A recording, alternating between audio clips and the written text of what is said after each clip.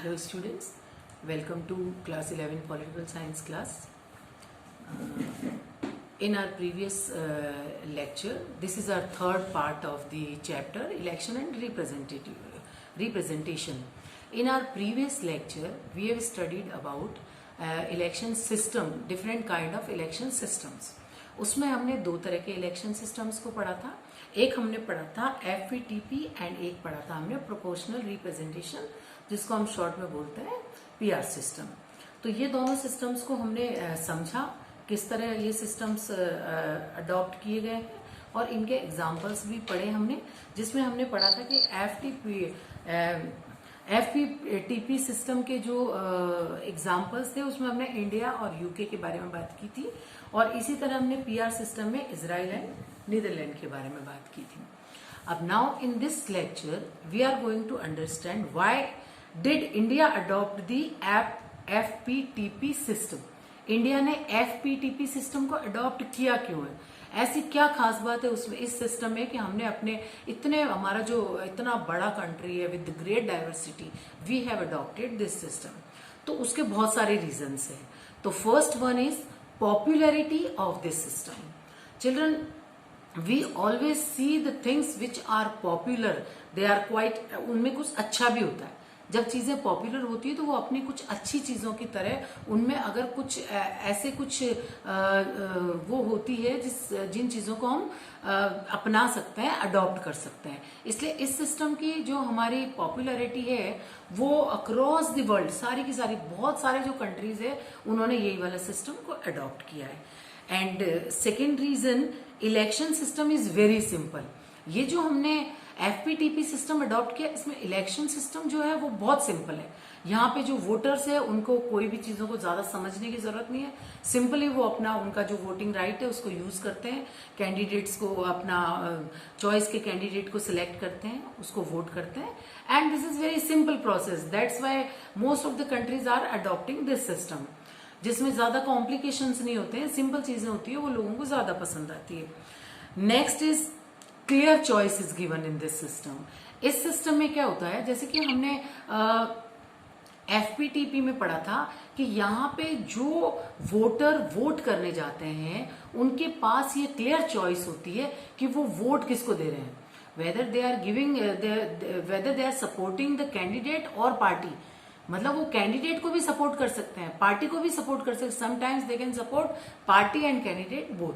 But हमने जो proportional हमारा जो सिस्टम था रिप्रेजेंटेशन, उसमें हमने ये पढ़ा था कि यहाँ पे कैंडिडेट का वोटर से कोई मतलब नहीं होता है. दे सिलेक्ट ओनली पार्टी. वो सिर्फ जो चॉइस में उनकी पार्टी होती है उसी पार्टी को वो वोट करते हैं.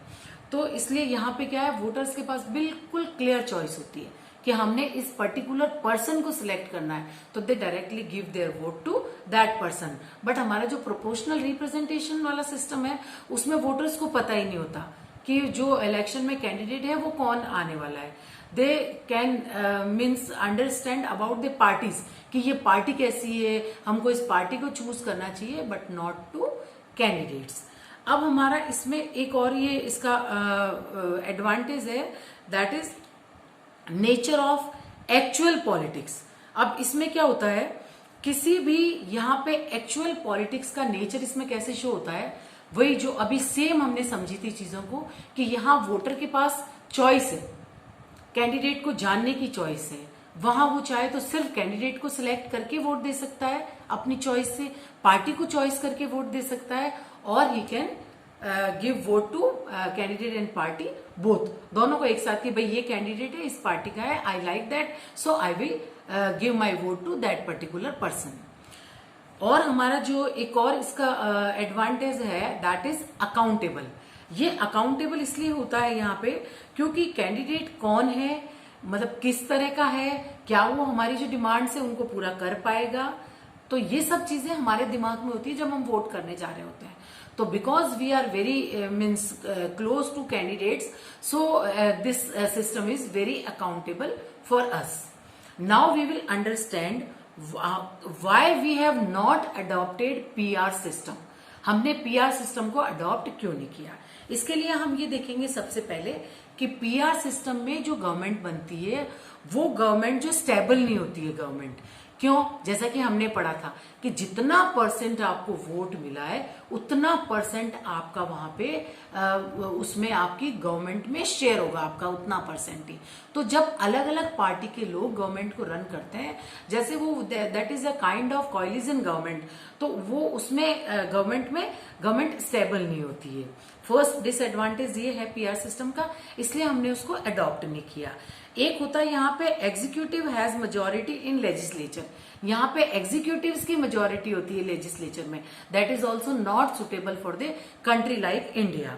अब इसमें एक ये होता है कि clear majority may not possible, इसमें क्लियर मेजोरिटी की कोई पॉसिबिलिटी ही नहीं है दूर दूर तक, बिकॉज बहुत सारे जो पार्टीज हैं उन सबका वहां पे रिप्रेजेंटेशन है, तो कोई भी एक सिंगल पार्टी की गवर्नमेंट वहां बन ही नहीं सकती।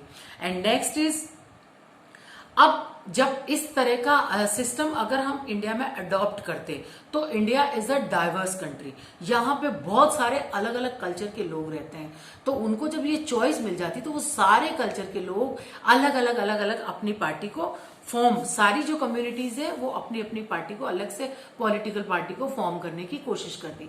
तो ये डिसएडवांटेज है हमारे पीआर सिस्टम के।